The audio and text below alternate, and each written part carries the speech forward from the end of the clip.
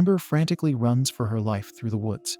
It seems as if she is running away from someone or something that might be after her. She pants and makes her way across the forest until she trips and falls. She tries to get up, but the mud and foliage on the forest is too slippery. She keeps struggling to get up and run, but not for long as a deadly creature gets a hold of her. After some chaos, all that can be seen is Amber emerging from the floor, soaked in thick red blood. She spits it out of her mouth and takes deep breaths in panic. Raw meat lies out there in the cold air as Amber stays zoned out. She suddenly comes back to reality as a customer waits for service. She smiles faintly and packs the meat for a customer. When she's done working her shift at the butcher's shop, she opens up her locker to review the house listings she has been following. She leaves a voice message to Dustin in reference to an apartment she is really interested in. She has called him multiple times and wants to visit the apartment by herself. She is waiting for him to call back, which is why she instantly picks up when her phone rings. But it's not Dustin on the other end of the line. It's Amber's friend Susie, who checks in on her because she sounds distraught. Their whole friend group is meeting at Ray's house tonight, and she expects Amber to come too. Amber isn't so sure and wants to stay in her home tonight, but Susie insists. She promises that it'll be fun, and she also needs a friend to protect her from Peter. Amber gives in to Susie's persistence and makes plans for the night. She goes out for a run, after which she stops by at her regular convenience store. The store's owner Keith is about to close down, but lets her in anyway. She grabs a case of beers from the refrigerator and takes it to the counter. Keith commands her to put it back because she is underage. This is when two of her friends, Peter and Susie, enter the store despite Keith's protest that he has to close up soon. They also try to buy the beers but fail. Another one of their nerdy friends, Eric, comes to the rescue as he is older than them. He buys alcohol and snacks for the group while they head out after thanking him. They all live in a small town where most people recognize each other, and there's not much fun for teenagers to do except get drunk and hang out. Ray and Fiona are already high as they lounge by the pool. They are stargazing and making weird shapes and figures out of the stars because they're stoned. Their friends arrive and distribute the snacks and alcohol, while Ray and Fiona continue to flirt and giggle among themselves. Amber and Susie are chilling together when Amber informs Susie that she won't always be there to protect her. Susie always decides to avoid Peter, but gives in to his charm every time. He hurts her every time, fulfilling Amber's predictions. Susie half-heartedly argues that this time will be different, and Amber breaks out into laughter. Susie has already finished her beer, so she gets up to get another one, while Amber keeps chilling. She doesn't know that Eric and Peter are watching her and talking about her. Eric has a crush on Amber and Peter encourages him to make a move. Peter jumps in to help him because he considers himself quite a charmer with the ladies.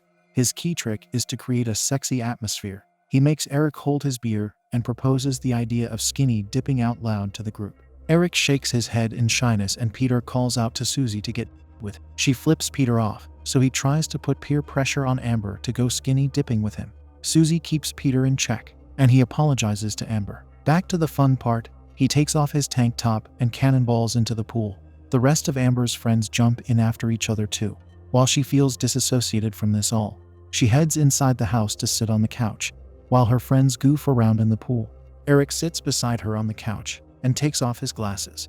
He asks if she wants any food, but she refuses because she has lost her appetite these days. She sighs heavily and expresses her strong desire to escape from this town. She says this quite often, but means it this time because she thinks that this town eats people alive. Eric argues that it's not that bad because he likes this town and is happy. At this time, Ray and Fiona run upstairs in their towels, while laughing loudly and dripping wet. More of their friends head upstairs, while Amber admits to Eric that she'd be excited to spend her first night in the big city. Eric moves closer to her and shows his support to her because he doesn't want anything to hold her back from happiness.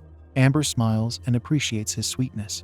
Eric leans in for a kiss, but Amber awkwardly dodges it because she is not interested in him. Amber shuts the door behind her when she comes back home that night. The TV is still on while her drunk mother is passed out on the carpet. Amber tries to wake her up to get her to bed. Her mother drunkenly mumbles whether her father is at home.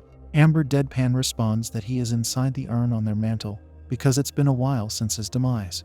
It is very apparent that Amber is exhausted with looking after her mess of a mother by herself, when it should be the other way around. Amber lays her mother down on her bed as she takes off her shoes. Amber's mother apologizes to her and utters that she's thankful to have her even though her father wanted a boy. Her mother's hushed rambling alarms Amber as her mother mentions an agency. Amber demands an explanation, but her mother has already been knocked out for the night. Amber comes to the realization by herself that she was adopted by her parents. She has barely sat to wind down when the power goes out, so she turns on her flashlight when a creature jumps at her from behind. Amber wakes up from her nightmare in her bed. She is out of breath like always, as if she just went on one of her sprints. Amber is working her job at the butchery when she throws out the old meats into a trash bag. She comes out the back door to throw the trash bag in the dumpster, but the blood accidentally splats on her face. This unsettles her deeply as she can now see human flesh and remains in the dumpster too. Amber is trying to get her bearings back when her co-worker calls her name. She comes back to reality where her face is clean and the dumpster is filled with tied-up trash bags only. Amber tries to reach out to Dustin again on the phone. He talks to her this time, but lets her down as the apartment she had her eyes on might be given to someone else now. She begs him to keep it for her because she desperately needs to move out of this town. He decides to help her out on the condition that she pays her deposit tomorrow and delivers it to him on time. This is enough for Amber to be hopeful about the prospect of leaving her cursed hometown for good. She goes to Susie, who barely adjusts to the news of her best friend moving so quickly. Susie will miss Amber dearly and wants to help out. Amber does need a ride to the city, but Susie's car recently got impounded. Amber points out that Peter will drive them if Susie asks. But Susie can't do that because things are already messed up between them, as Amber's prediction was correct this time too. Seeing how serious Amber is, Susie decides to take Peter's help after all. The group comes together for a road trip to the city, as Amber's chore can be turned into a fun activity too. Since everyone else's cars are unavailable at the moment, they set out on their road trip in Eric's SUV. Eric drives while Amber sits in the passenger seat, enjoying the fresh air of freedom hitting her face as they exit the town. Their friends sit in the back, chatting and drinking. Unfortunately, the car comes to a halt just outside of town as the engine gives in. They all step out of the car in annoyance, as they are now stranded in the middle of nowhere. Ray suspects that he can see his house in the distance from here. Amber feels cursed, as if the town won't ever let her leave. Susie suggests she call Dustin and ask for more time, but she already is operating on an extension. To their relief, a truck passes by, and they are able to stop it on its way. The driver, Bernard, steps out of the truck and notices the overheated engine of the car. He inspects the engine closely and declares that this is something he can't fix, so they'll have to call a tow truck. Bernard walks off when Susie follows him. Peter and Eric look apologetically toward Amber. She looks crushed because she won't be able to make it. At that moment, her mind goes back to the place where she is running with the wind, but the vision morphs into its distorted version where she crashes into blood and guts. Susie touches her shoulder to get her attention because Amber hasn't been responding to her calls. Susie talked to Bernard, and coincidentally, he is also going to Chicago. This gives Amber some optimism, and she asks Bernard with Amber about whether he can take them to his destination too. Bernard doesn't want to take any risk or responsibility for a bunch of teenagers, so he refuses. Amber explains that it's her fate to get to Chicago, but Bernard doesn't believe in fate. Amber also tries to offer him money and implores him to get her out of this town that she hates. Bernard relates to her struggle and understands where she is coming from, so he opens up the back of his truck for the group. Amber makes it clear that any of her friends can stay back if they want, since this is not the road trip they initially set out on. Eric has his reservations about this choice that Amber is making, but he only has 19 hours until her deadline, and there's no one else who can drive her. Fiona and Ray are up for it because they think it'll be fun. Eric doesn't know if Bernard can be trusted, so Peter comes up with a plan. He lays out his conditions to Bernard that are being enforced for the safety of this friend group. One of them will sit in the passenger seat with Bernard at all times.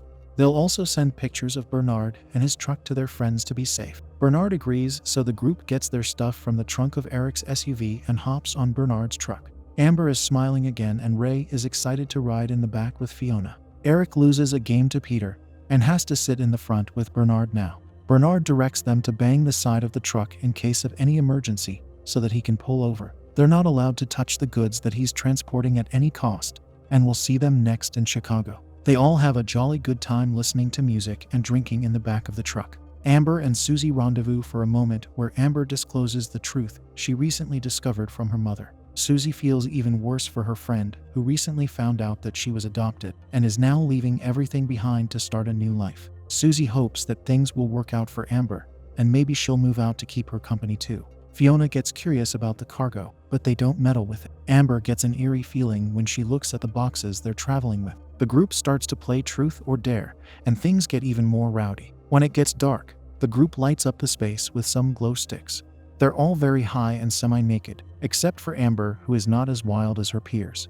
Peter dares Amber to kiss Susie, and they're about to do it when the truck hits a bump in the road, and they all fall in scattered directions. The truck swerves again while they're all still getting dressed and recovering from the first fall. They slam the truck walls and scream at Bernard to pull over. Ray and Fiona look out the holes in the truck, only to see that they're speeding along a desolate road in the dead of the night. Peter grabs his bag to take his phone out and calls Eric. Bernard apologizes for the sudden jerk, blaming it on some animal that hopped out in the middle of the road. They want to talk to Eric, but Bernard responds that he fell asleep as soon as they started driving. Peter asks Bernard to wake Eric up so that they can talk, but Bernard claims that he's sleeping peacefully and shouldn't be disturbed. He doesn't pay much heed to Peter's protests and hangs up on him. They get ready to call 911, but Ray can tell by the surroundings that they're still traveling through remote areas, which is why there is no cell service. Amber calls Bernard again and makes the excuse that she and Susie need to use the restroom urgently, so he should pull over.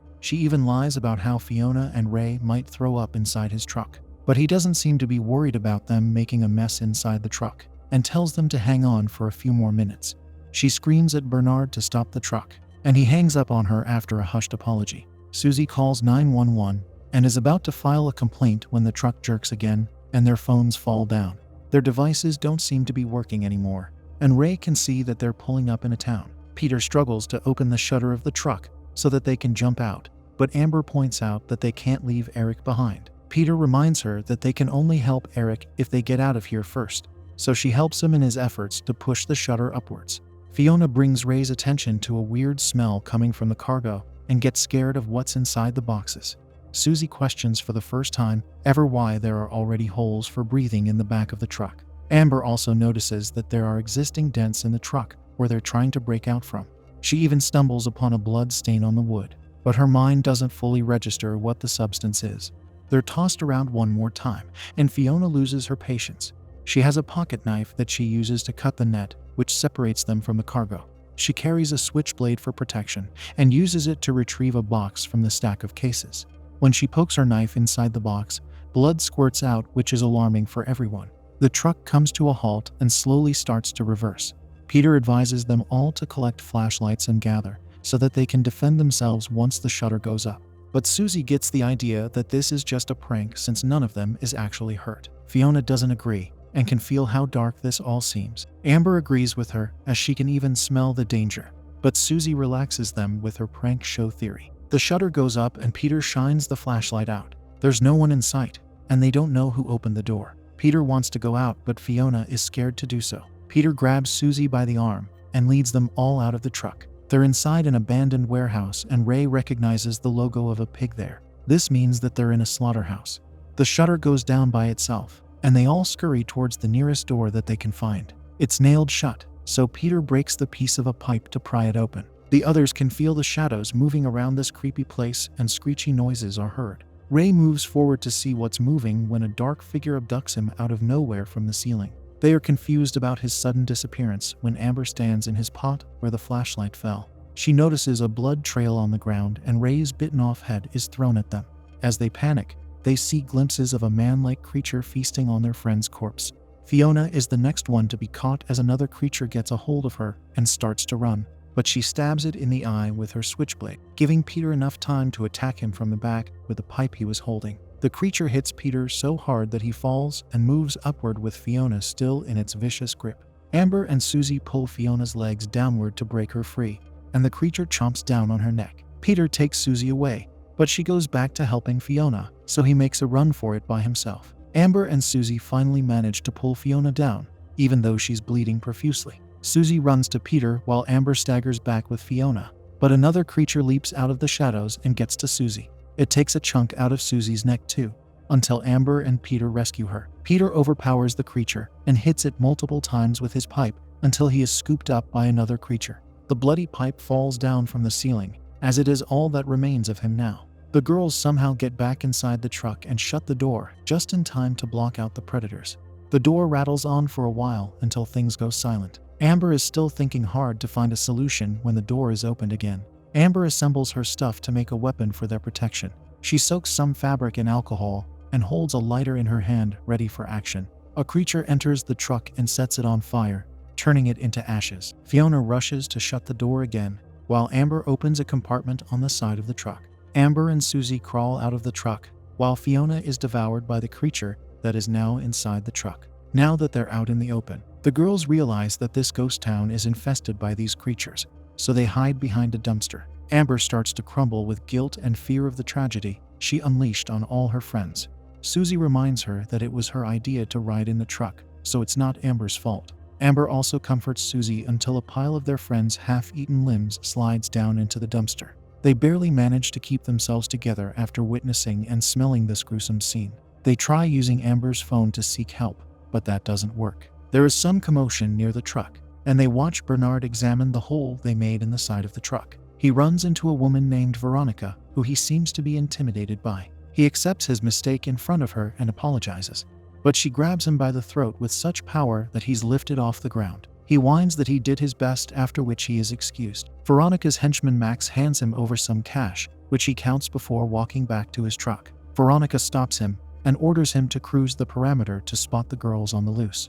Once he's gone, Veronica mentions to Max that they're not foregoing 2 meals today. She's just not stepping in because she wants all the newbie creatures to learn how to feed properly and not waste their food. Max gives her a blood bag while commanding him to monitor Bernard without interfering with his surveillance.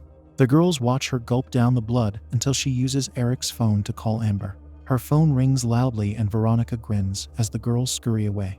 They find a wounded Eric who is being used as bait. Amber tries to help him, but he's killed by a creature. More distraught than ever, the girls have no other option but to play a game of cat and mouse with the flesh-eating predators. Susie's wounds start to catch up to her while they're hiding under a car. Amber comforts her despite her whimpers until Susie is pulled away from her. Amber has a breakdown now that she's alone. When she finally starts to walk, a creature grapples her. She fights back and pins it to the ground. It turns out that they can talk and are being trained to hunt human prey. They usually hunt only junkies, and it's this creature's first time. Veronica isn't their mother, but takes care of them. Amber calls out to Veronica and threatens to kill the creature if she won't let her go. More creatures ambush her, and she flees. Meanwhile, she observes how they have supernatural powers to dash, jump, and climb. She's still hiding when she finds Bernard in his truck. She bludgeons his head in a fit of rage until she's covered in blood. She tries to turn the ignition on, but it doesn't work. A creature creeps up on her and chases her all the way inside a building where she fights off one creature after another for her survival. But at one point, all the creatures surround her with their snarls. Since there are so many of them, she is pushed into a corner and can't see a way out of this. Unexpectedly, she jumps really high and finds herself climbing up a wall due to her survival instinct kicking in. This recent development is not as much of a shock for Veronica as it is for Amber. Veronica coddles Amber, calling her a late bloomer. She claims that she has been awakened. Veronica has been training creatures for years now, but it's been a while since someone of their kind came here. Veronica explains her symptoms that she must like her steak raw, but the food starts to taste worse with the passage of time. She recoils at the sight of blood in denial of the fact that she's one of them. Veronica invites her to start a new life here and explains that her birth must have consumed her real mother. After the rough night she's had, Amber gladly finishes the bag of blood given to her, but she draws the line at eating Susie, who is presented to her as an offering by her new family. Amber sets the building on fire and escapes with Susie. Veronica and the survivors don't pursue them because they know that Amber will return soon. The girls finally take a breather when the sun rises. When Amber returns from a supply run, she finds a man trying to a barely conscious Susie. Her instincts take over as Amber prowls on him and munches him down. Once she's recovered from her fear, Susie holds on to her hand, still choosing to accept Amber for what she is.